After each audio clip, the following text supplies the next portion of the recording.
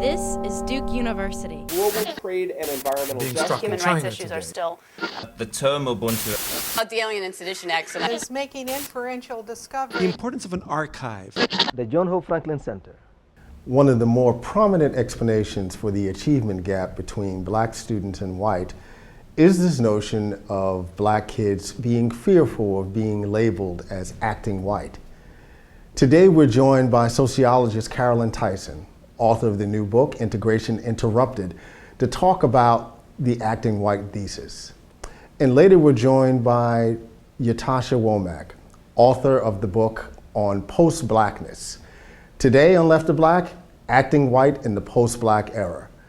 I'm Mark Anthony Neal, and this is Left of Black.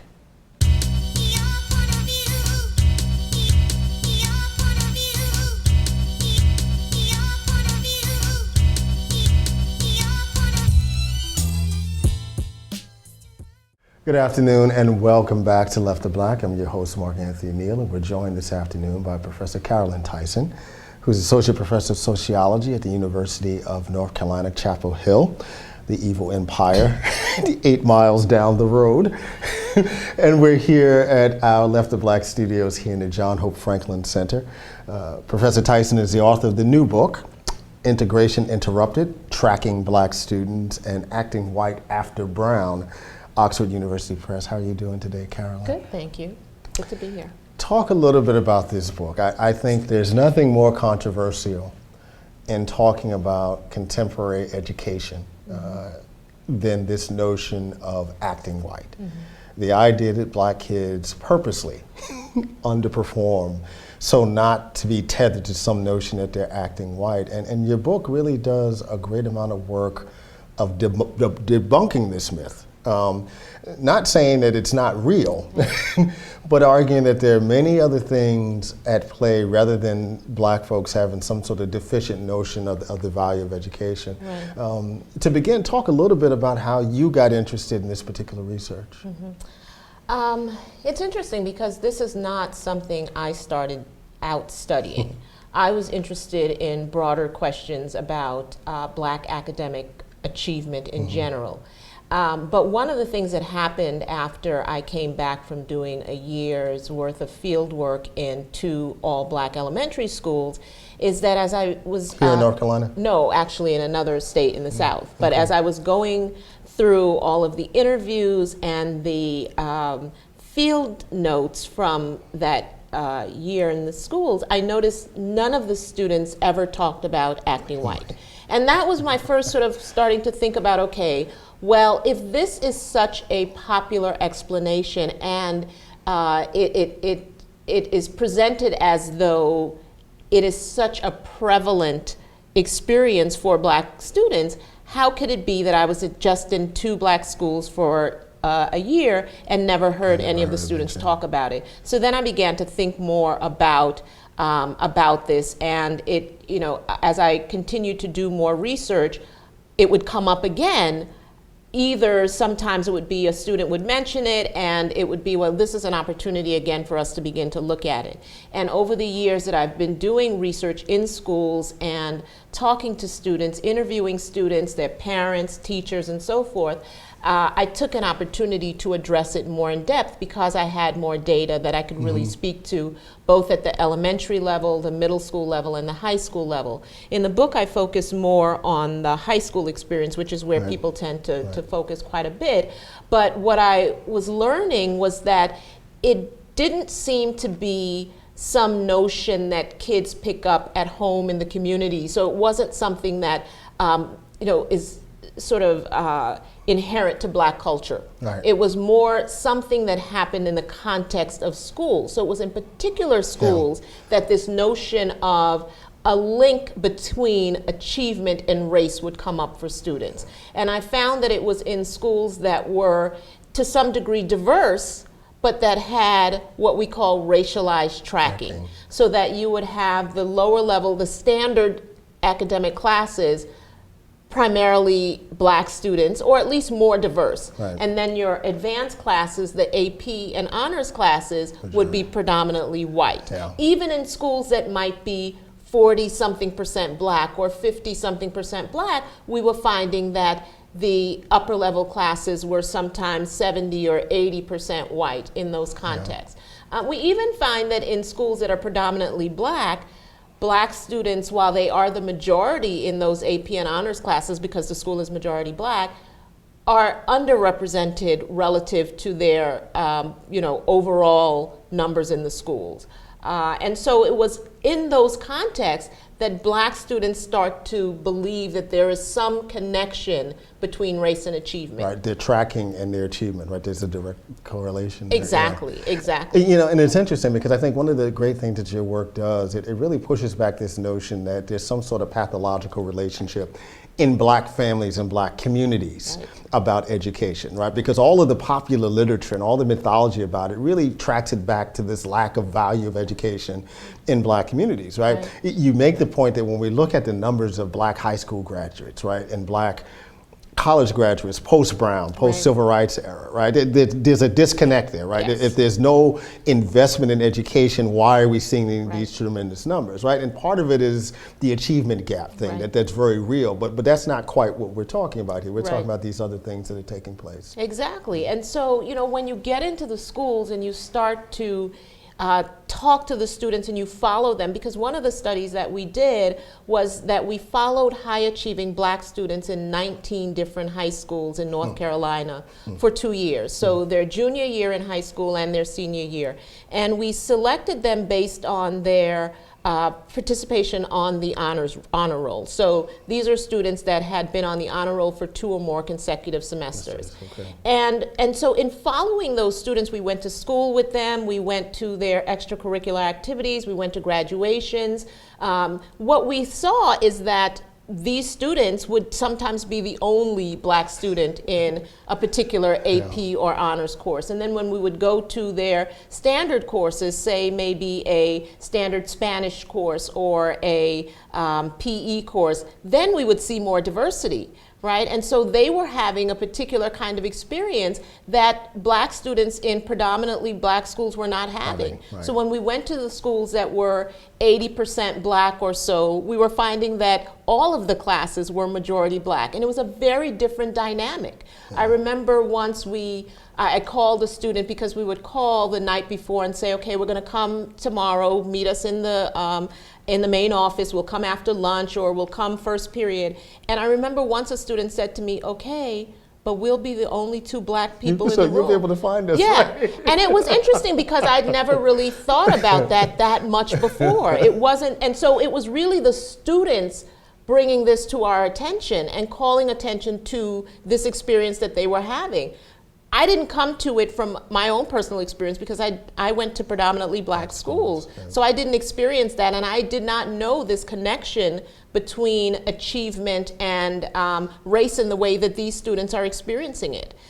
So it was both my sense of where is this coming from, because I've never heard of this before, and why wouldn't I have experienced it? And also learning it from the students about how that experience is really sort of shaping their sense of themselves, but also what it means for the lower achieving students who are looking for some way to explain, why am I in these lower level classes? And so saying to the high achieving student, you're acting white because you're taking these upper level courses, is really just a way also of making you feel worse about yourself because I feel bad about myself and where I am. And not really to call into question how the schools are structured to reproduce this. You're watching Left of Black. We're joined by Professor Karolyn Tyson, University of North Carolina at Chapel Hill, Professor of Sociology, author of the brand new book, Integration Interrupted, Tracking Black Students and Acting White After Brown. That's Oxford University Press. One of the things I think that's interesting about your work when you talk about this kind of tracking dynamic, we have so many, we've all kind of invested in this liberal notion of the impact of Brown, right? Brown was supposed to change the world, right? And at least here in the South, right? It was a big deal to legislate certain notions of integration, right? But what we've seen is that schools have found a way to around that, right? So we have these schools that in terms of numbers, what they look like from the outside, right? Well, yeah, they're integrated, right? But then there's this mode of segregation that occurs inside the schools. And you directly correlate that to the practice of tracking. Yes. I think that there is evidence to support that in terms of court cases after Brown where the schools and the school districts were challenged because they were using gifted programs, magnet programs, and tracking in general as a way to avoid having real integration, so that indeed the schools were desegregated, but they weren't integrated, right? So that you could have a, say, black school, and then you attract whites to come to the school with a gifted program, for example, but then you put all of the white students in the gifted program and keep them separate during the day from the blacks. And I think that what we see is that this is part of that legacy that is continued. But now we just think about it in terms of students are making choices, but they're just making bad choices. Black students are making bad choices. And, you know, that's not the whole of the story.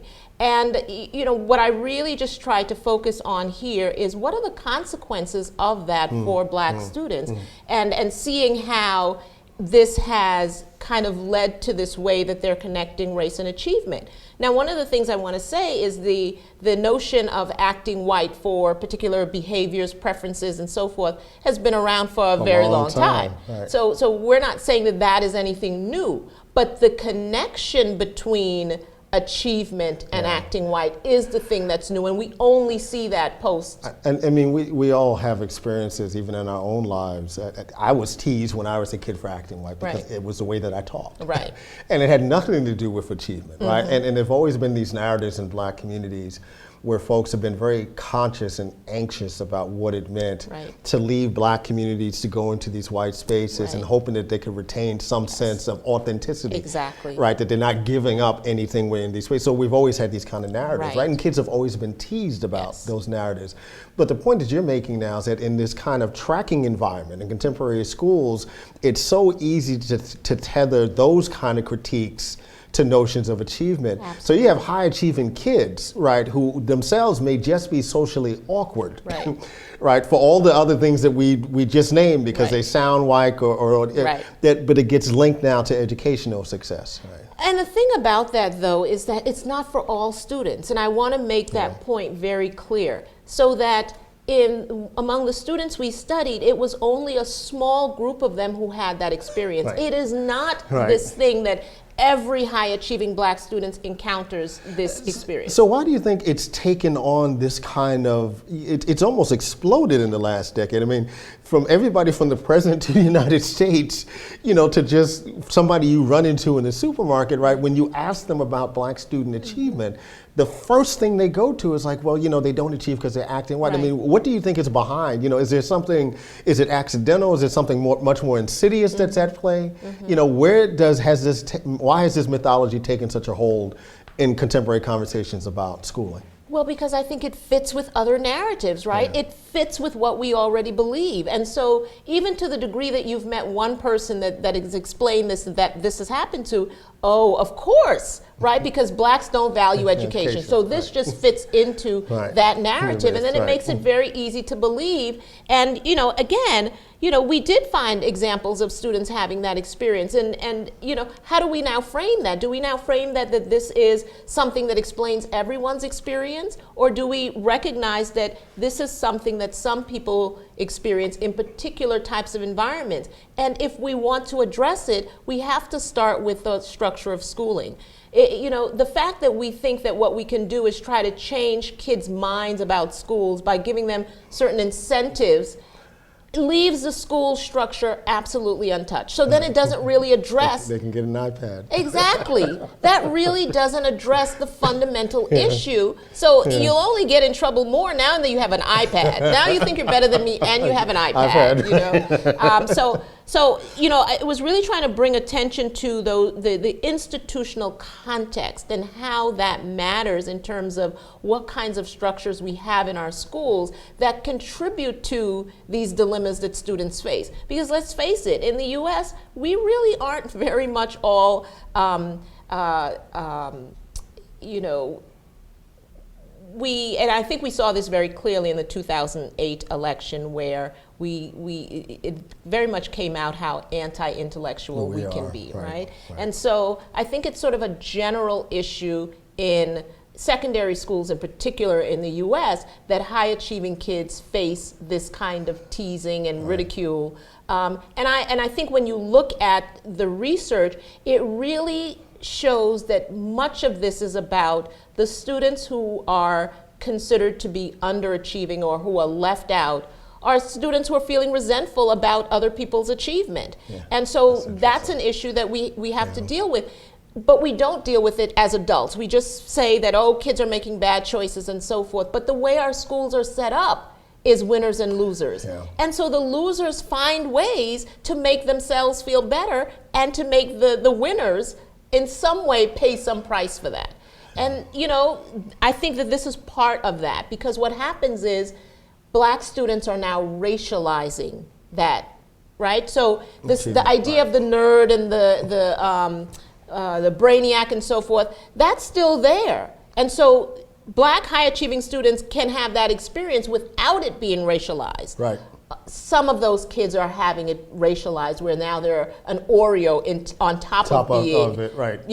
So I think that that's the thing to really think about, but to recognize how our schools aren't helping the situation in terms of students having that and at least from a experience. public policy standpoint, right? It makes you wonder if there's something much more insidious at play, right? That if we make this certain kind of argument about Black students and their investment in education, it becomes much more of a rationale to divest, right, from public schooling, and particularly public schooling that's addressing Black folks, right? It's much easier to track them, right, into training programs and vocational programs, and quite honestly, prison, right, in that context. Absolutely. And I think that, it's so easy for people to say, well, the way that we keep Black kids in school is to give them vocational programs, but that's at the end of the K through 12, right? So I think if we did something different early on, you would see kids being less disengaged at the high school level. The work that Sandy Darity has done with the Big Idea program, right? The Right. idea that you offer gifted education, right, to young folks regardless of where they are in the spectrum. Right. Is that you give kids access to a more rigorous and challenging curriculum early on, and you keep them engaged. And I mean, it's not just the engagement, but it's also that they are prepared for the next level. Because too often what you find with students who, and part of the work in this book too is looking at students who weren't high achievers necessarily, the students who weren't taking the upper level classes. And what you find when you talk to those students is there is a desire to take those classes, but there's a sense that they wouldn't do well. And so everyone is trying to protect their sense of self. Lowered expectations for them. Exactly. And so, you have the high achieving student who, this is usually their students who early on had been identified as gifted, so they participated in gifted type educational programs, and then they took advanced courses in middle school. So high school, it seemed natural for them to move on to taking the AP and honors courses. But these students also have a sense of themselves as bright. The other students do not. And so often it starts very early when they all know, particularly in North Carolina, because there's a period at which students are tested for the gifted program. And then they get the news, either they're in it or they're not. Well, when you're a third grader, you're 8, 9 years old, and you're told that you're not gifted, students take this to heart. And they don't understand that this is something extra. They see this as, you are telling me I am not smart. It's either you're smart or you're not smart. Right, there's no in between. Right. And so, and this is something, what we found in this research is that students tend to carry these ideas with them, so that AP courses, you don't have to do anything by high school to keep them out of it. You've done the job already early on. And so now there's a sense that they have that they aren't capable. And then we see that reflected in terms of college, right? Exactly. You know, who chooses to go to college and Exactly. who survives that successfully. Exactly. You're watching Left to Black. We're joined this afternoon by Professor Karolyn Tyson, author of the new book, Integration Interrupted, Tracking Black Students and Acting White After Brown, Oxford University Press.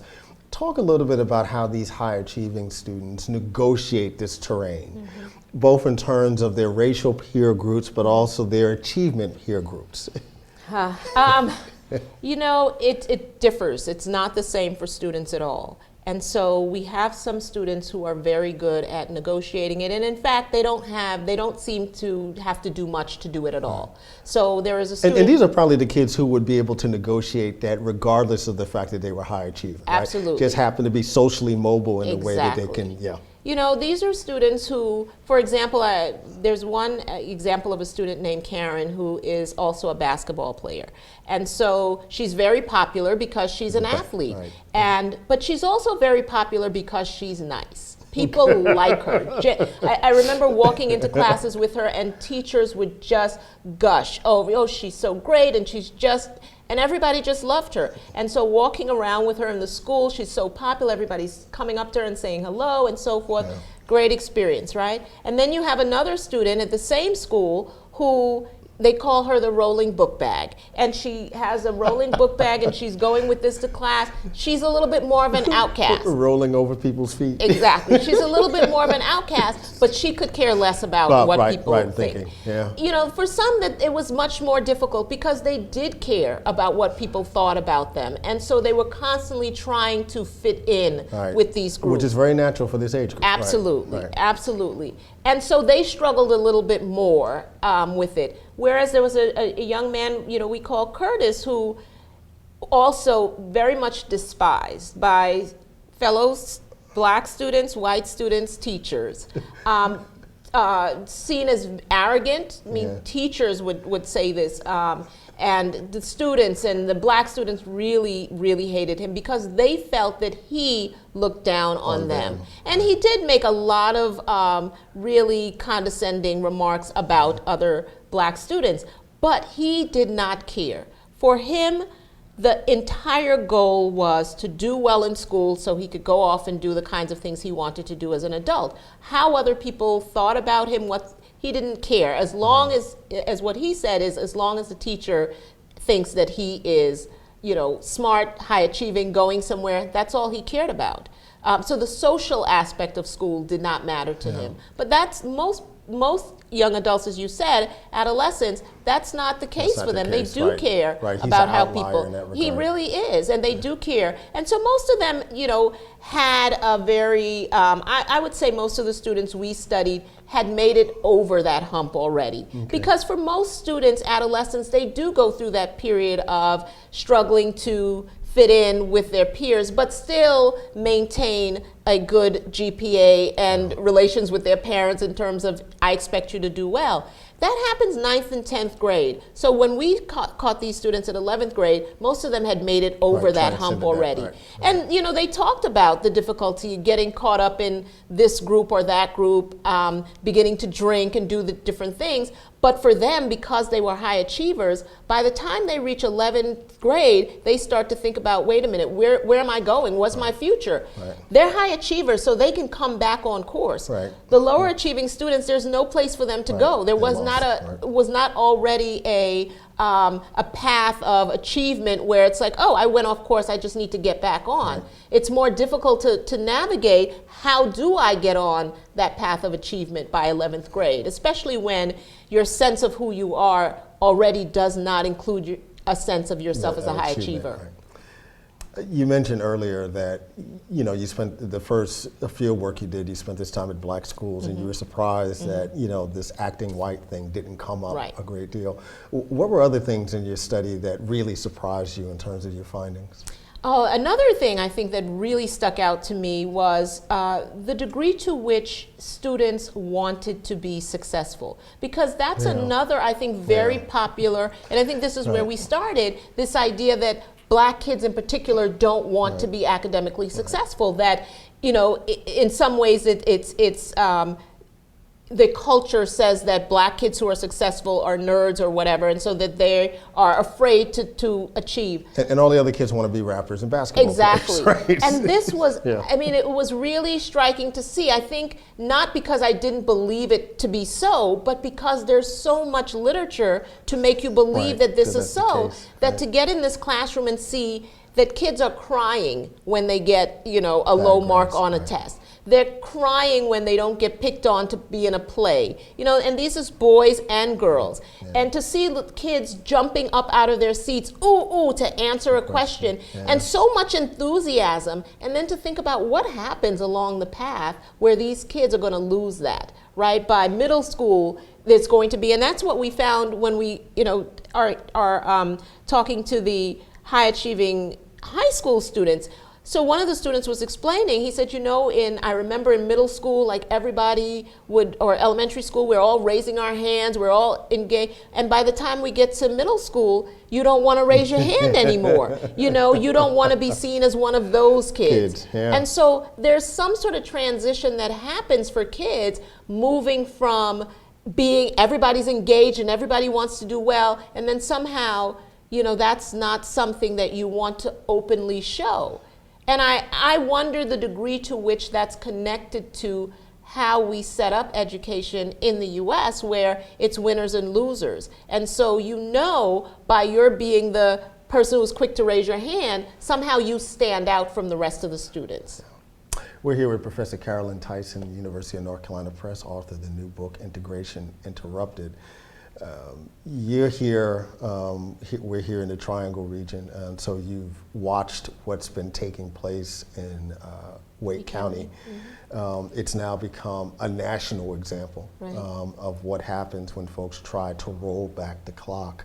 How much do you think, on the one hand, the criminalizing of black students on the one hand, but also investment and belief in this acting white thesis has contributed for the willingness, right, of people to buy into the notion that students need to be separated and that integration hasn't worked? Right. I think that that's probably a big part of the issue, because what's happened is that as a parent choosing a school, you see high minority, high poverty schools, and you think bad schools. And low achievement. Exactly, right? Because the kids there don't achieve. My child won't get a good education there. And so everybody is looking for the good school, and the good school is defined as the school that has high achievement.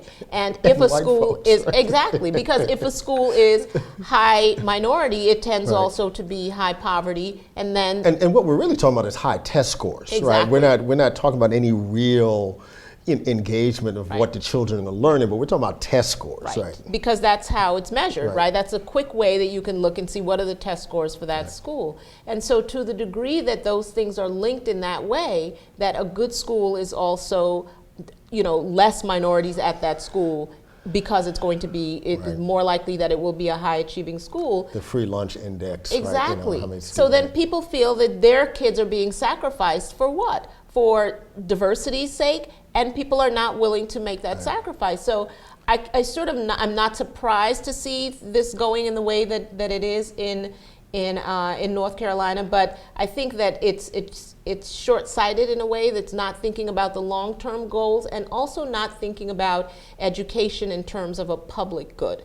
We're constantly thinking about education, I think, in a sense of it's an individual good. It's about what is it going to do for me and my child, right? And so that my child can be socially mobile, and it doesn't matter who we leave behind or where they get left behind, because we'll just buy a house in a gated community. Well, like healthcare reform, right? The same exactly. Kind of thing, right? You've been watching Left to Black. I'm Mark Anthony Neal, your host.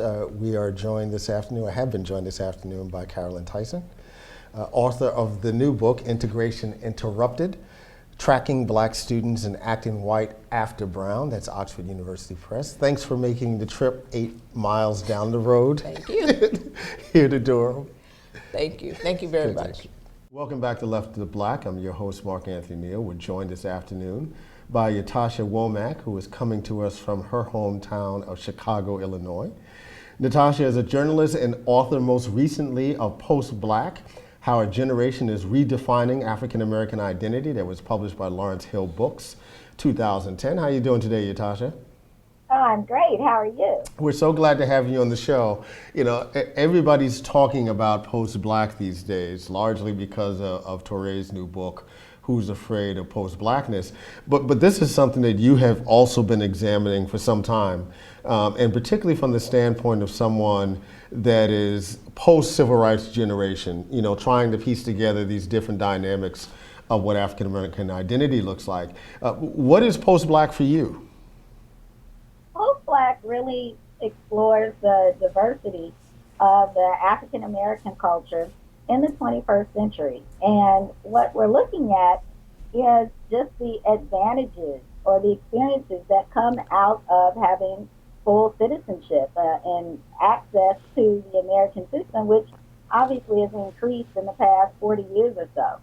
One of the things I always like to mention to people is that it's only been since the late mid-60s or so that we've had increased full access to the American system. And as such, it's going to change how people express individually. And it's going to change how people define their experiences in a cultural context, largely because how we look at the term black is really a political identity that's been defined in part through the law. A lot of limitations, obviously a lot of entrenched violence to try to create a caste system of sorts. And as you have more access, and a lot of those laws change, it changes that cultural experience as well.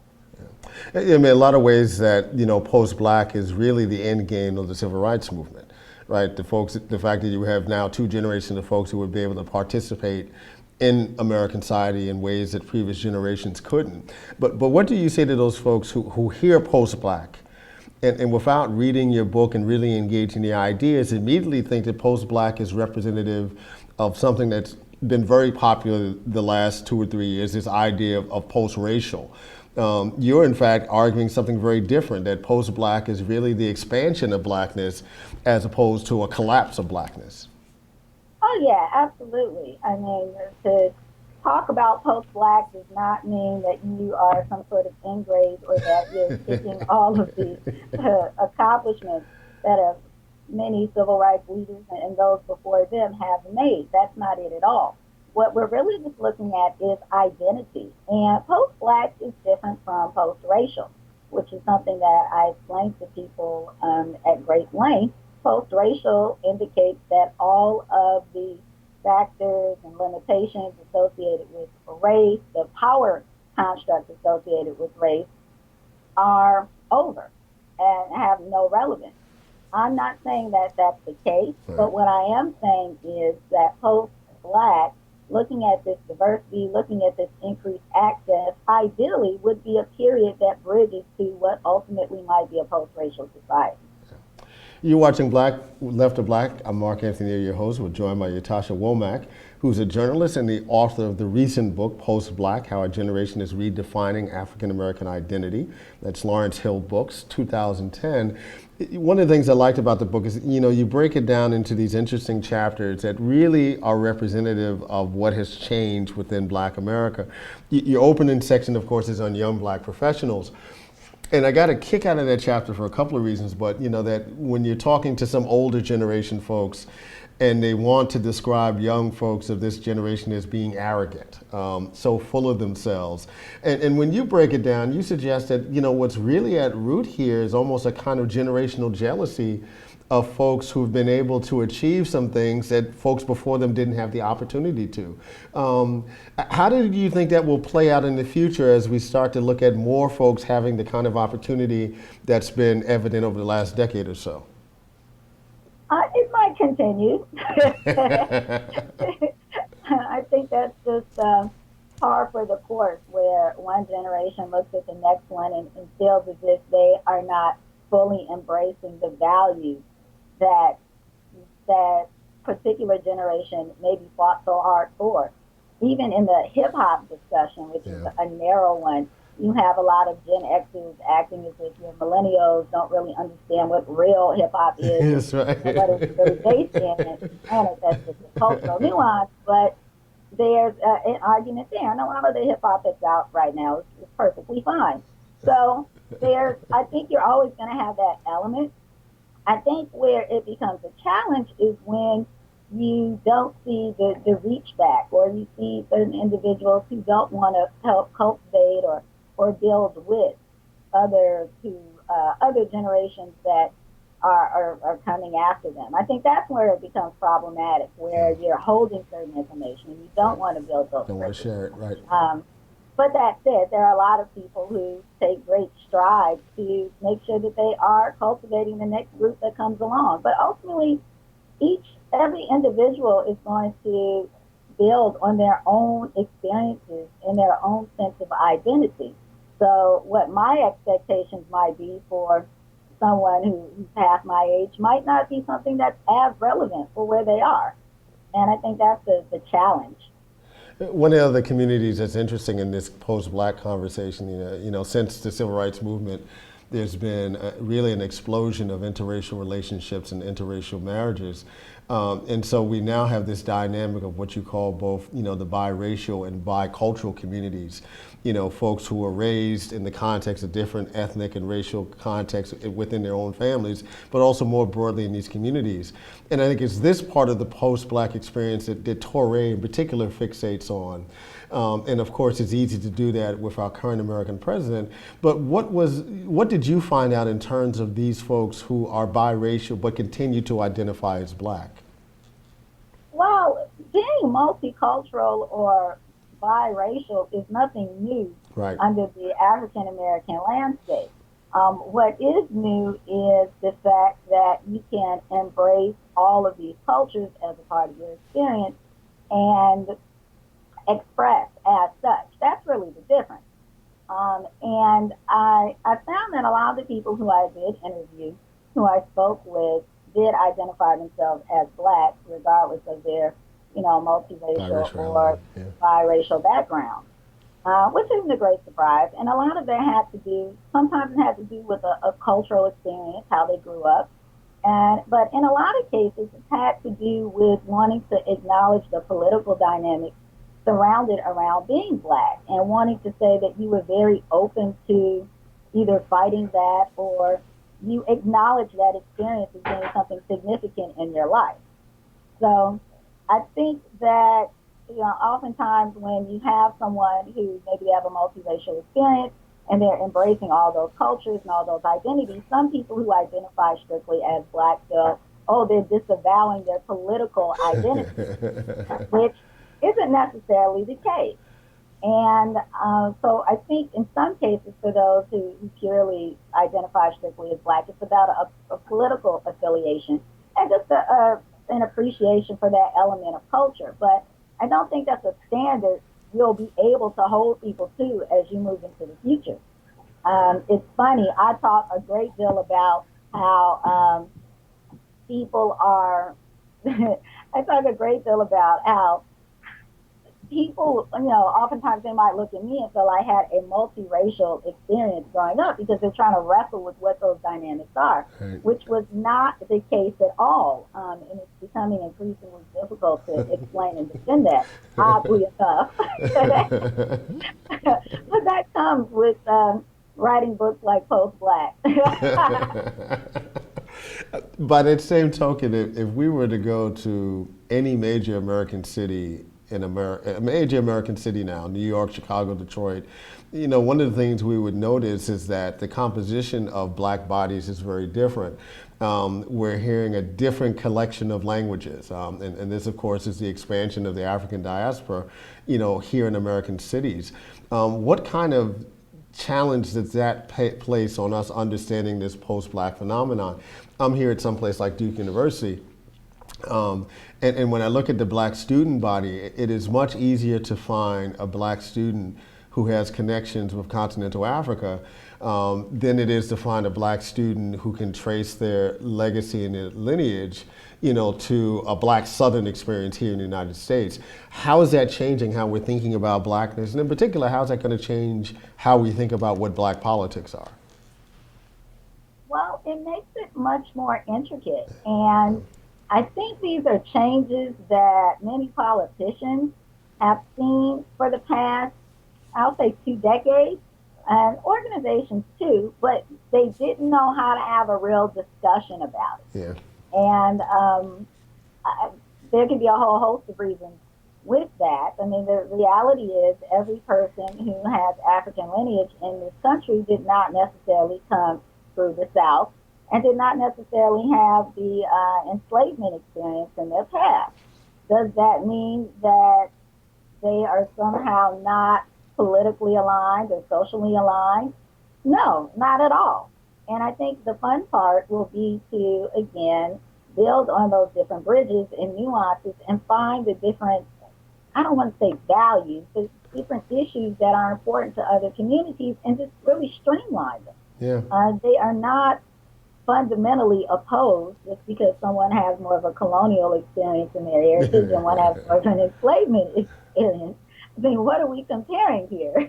Yeah, absolutely. But at the end of the day, I mean, I'm just all about being able to build bridges just to be more efficient and effective and really helping to solve and resolve a lot of these issues. And if we get lost into heritage and how we're defining Black and who had what experience and what's the real African American experience or the real Black experience, I think that we'll be at a loss. Yeah. We're here with Ytasha Womack, who's the author of the book, Post-Black, How a Generation is Redefining African American Identity, and you're watching Left to Black.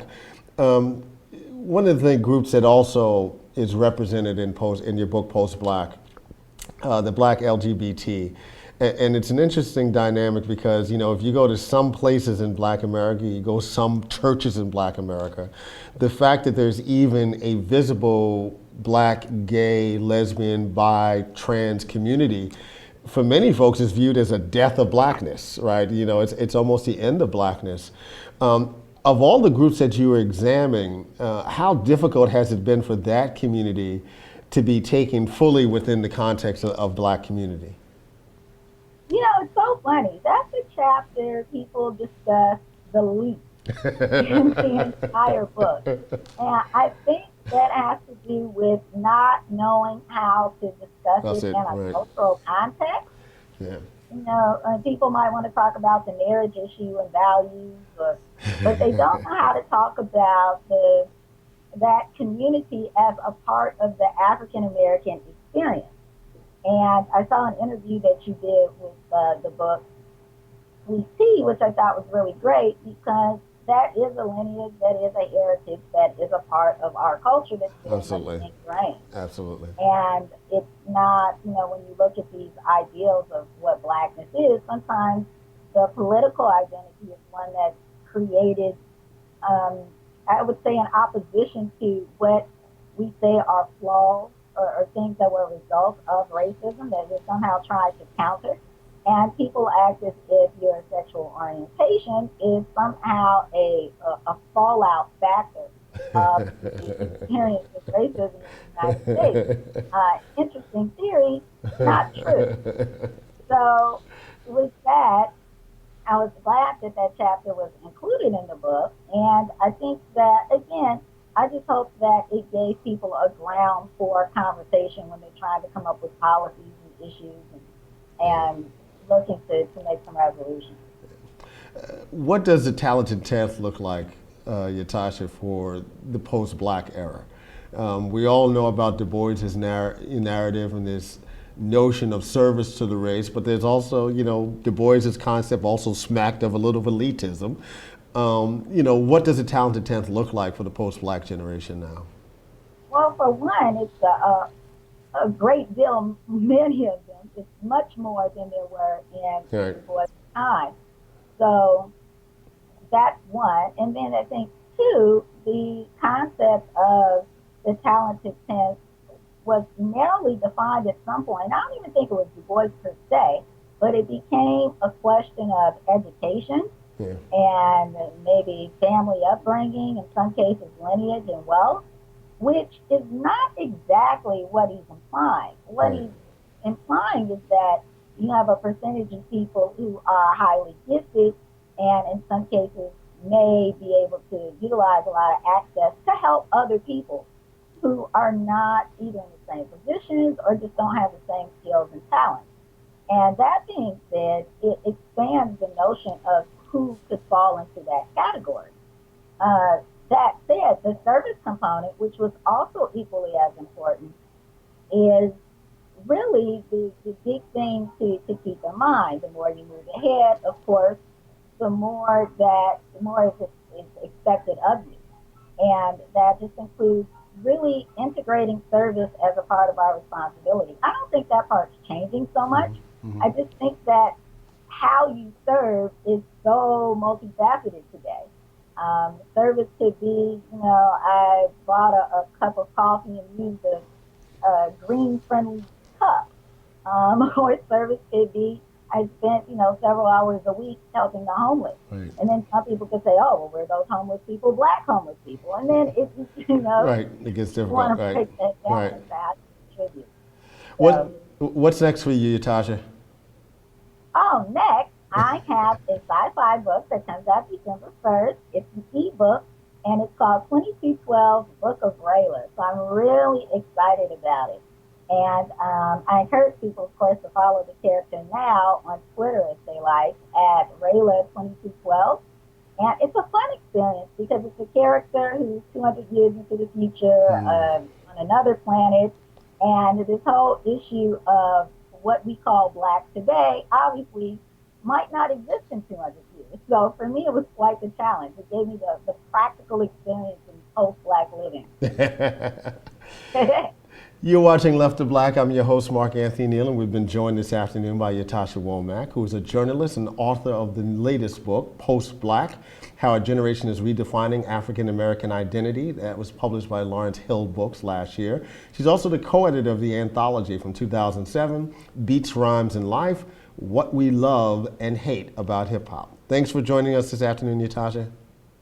Thank you. This has been fantastic. Take care.